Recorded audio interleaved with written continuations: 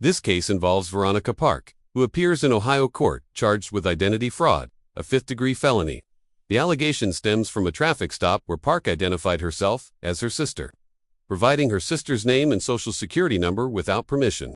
Default text: Park waives her right to a grand jury and pleads guilty. The court explains the consequences clearly: up to 12 months in prison and a possible 5-year period of community control if probation is granted. At this stage, the case appears straightforward.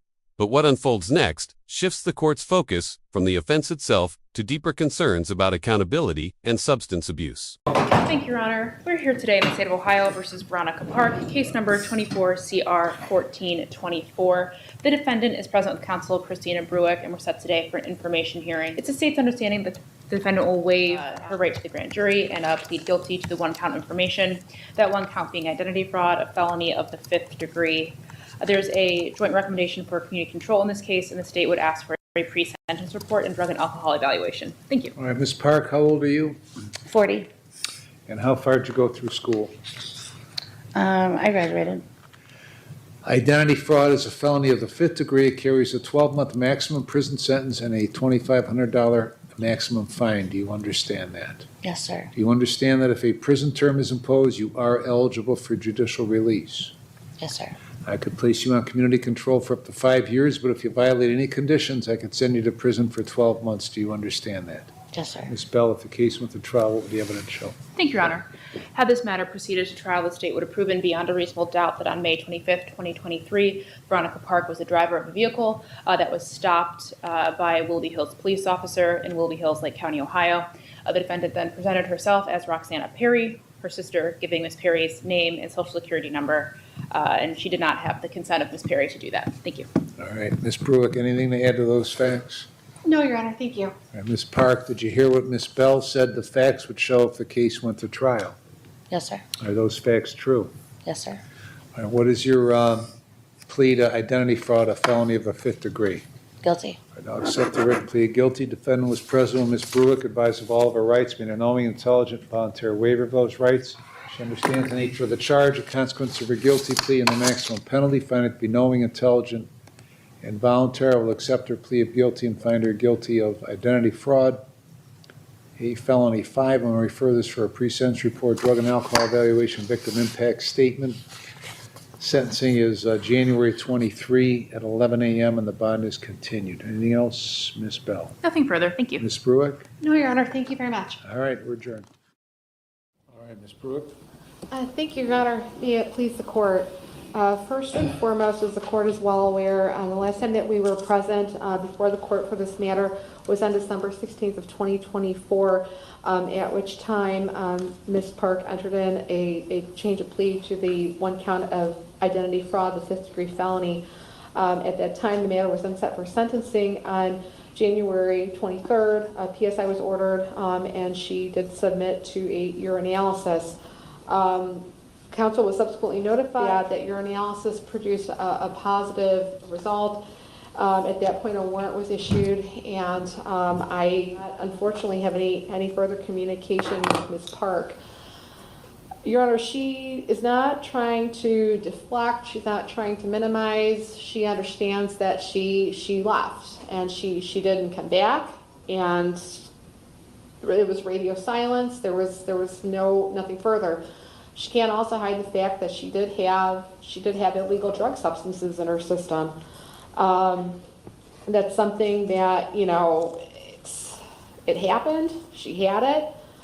She should have hit the nail with the hammer head on and dealt with it at that point instead of not dealing with it. But unfortunately, she didn't, and we're here today after almost close to a year later from the last time that we were present before you on this matter. She's obviously, using substances. There's issues going on there that she needs some assistance with. She, from the get-go, in terms of her acceptance of responsibility for the identity fraud for using her sister's information, she's not going to shy away from that. This whole issue spiraled out of the fact that her driver's license was suspended. She didn't take care of what she needed to do, which was really a minor, minuscule thing that that just kind of, the longer it went, the deeper the hole got, the more she fell into it, which led her into this mess with the identity fraud. So as far as that issue goes, Your Honor, she's not going to shy away from the fact that she used her sister's information. She knew it, she shouldn't have done it, she did it. But again, there's a lot more that spiraled out of that being, you know, the fact that she tested positive, the fact that we're here today almost a year later on this issue. She's been sitting in the jail for 173 days. I think that's been a lot of time for her to get clean, to reflect, and then to understand that actions have consequences. She advised me, open and honest, that yes, she acknowledges she did test positive. If the court would be so inclined as to consider allowing her to participate in some type of a treatment plan. I've had some conversations with her about the fact that if the court would be so inclined to do that, that it would likely be in patients, something she would be transported to.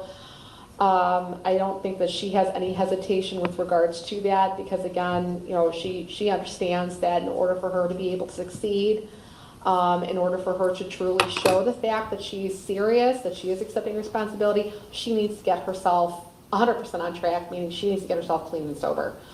So with respect to the request, the court would consider, you know, allowing her the credit for the 173 days that she's been in jail, and that if the court would be so inclined as to, in order perhaps like an inpatient treatment facility for her to go to so she can continue to get clean.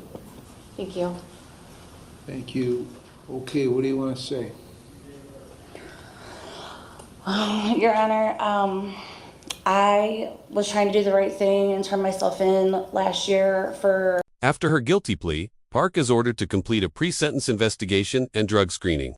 That screening comes back positive for multiple substances, including cocaine and marijuana. Instead of returning to court to address the results, Park disappears for months. A warrant is issued, and she is eventually taken into custody. By the time she reappears, she has spent over 170 days in jail. The judge questions her explanations closely, pointing out inconsistencies and emphasizing that avoiding probation, appointments after a positive test, undermines the court's trust. The issue, the judge explains, isn't just drug use, it's the decision to walk away from responsibility. The trouble I got myself into, if I knew then what I knew now, how much farther this would have dragged on from these petty traffic violations and using my sister's information, I could have just let the car get impounded and taken it from there, because I never imagined that I would be sitting here in felony court, a convicted felon over this. I am remorseful for it. I'm lucky my sister didn't press charges. What do you mean over this? What are you talking about? What do you mean? Never imagined you'd be a convicted felon over this. Over what? The traffic violations like spiraled into this. I mean, where does this all stem from? Where does all your trouble stem from? What's the cause of all of your problems? I mean, my substance abuse probably is a lot of it. Probably? Yeah. So when you were here in December and pled guilty, is that when the first test was, Kim? The first test, Your Honor, was at the time of her referral on Right. December 16th. Okay. And on December 16th, you were positive for marijuana, cocaine, and opiates. Mm-hmm. So that was just as a result of recreational use? Right. The cocaine and the marijuana. The opiates, that's when my left leg was broken when I was here at that time for PSI. I was prescribed those from Lake West. How does that stuff mixes pretty good with the cocaine and the marijuana, the prescribed opiates?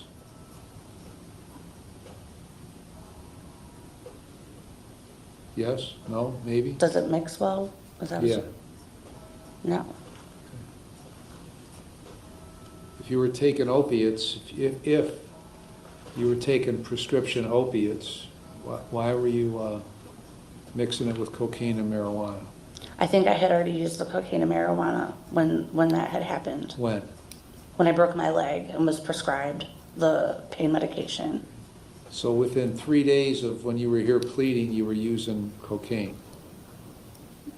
I'm not sure because it was a year ago, but I literally Yeah, had I'm just, sure, because it would have been within 3 days. I had broke my leg and had came here like the very next day or 2 days later from Lake West. I had an air cast on, but I couldn't go get a permanent cast on because I didn't have a valid ID Okay. or insurance. On May 19th, you were positive that's when you got caught. Because you didn't show up, right? Right. You just took off because you didn't want to come, or what? No, it wasn't that I didn't want to come. I was in between the places I was living at and my leg was broke. I was trying to take care of that. I didn't want to come to jail without having a cast put on it, but I couldn't get a cast put on it. It just, like I said, it just spiraled. So you just spiraled up. disappeared for 5 months. I didn't even know anybody was looking for me for Now, 5 months. how is it, you were told when you were here December 16th, when you were over on probation, you were given an appointment to come back to complete your interview, right? I'm not sure. You're not sure. Okay, well, let's take a look. I'm sure, but let me just say what you said. You were given, when you went over there on the 16th of December, you were given some papers to fill out. And one of the things that you were to fill out was your written version of what occurred with this offense. And you put, "Will explain and write out when I return on December 30. So your appointment to come back was December 30. You knew that because you wrote that. And you specifically did not come back on December 30. Did you say to the probation officer that, look, can I come back some other time because I got my leg broken thing and I want to get that taken care of. Can I come back at a different time?" You didn't. I should have said that. I'm not Right, sure you if I did didn't. or not. You Okay. just took off, okay? You took off knowing that you had taken drugs and were going to test positive. So that's kind of probably why you didn't come back. Okay? I don't remember not You coming know, back I to the remember. appointment. I just remember that it was sentencing. You don't remember a lot of things, okay? That's what prolonged drug use will do, is you start to forget a lot of stuff. Okay? So how is it that you came back on May 19th? How did I come back on May 19th Yeah, to jail? yeah, I was arrested for driving under suspension. okay. Why haven't you worked in the last 4 years? I stayed at home till my husband went to prison and we lost our house in Menor. Okay. Well, that doesn't really answer the question. I haven't been able to get a job with no identification Why don't you have identification?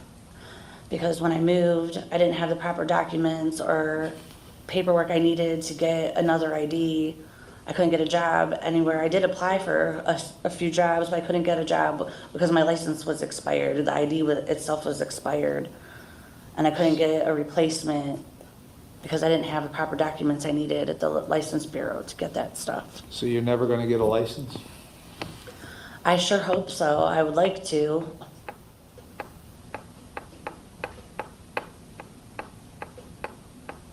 Well, you got to put forth a little effort.